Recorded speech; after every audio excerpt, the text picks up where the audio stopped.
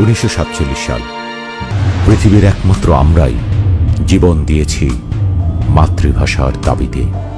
আর তাই ভাষা আন্দোলন আর মানুষের ভাষার প্রতি সম্মান জানিয়ে 2000 সালে ইউনেস্কো 21শে ফেব্রুয়ারিকে আন্তর্জাতিক মাতৃভাষা দিবস হিসেবে ঘোষণা করে।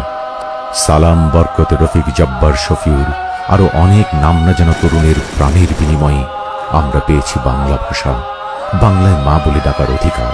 সেই সব ভাষা শহীদদের প্রতি রইল আমাদের বিনম্র শ্রদ্ধা।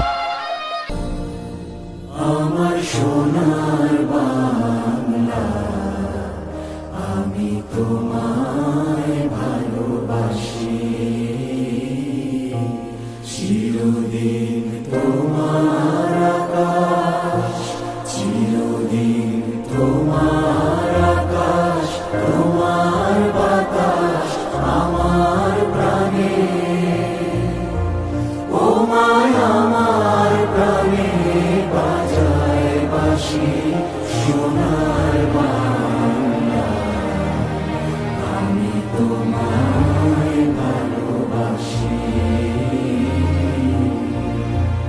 ও মা ফাগুনে তোর আমের বনে ঘানে পাগল করে মরি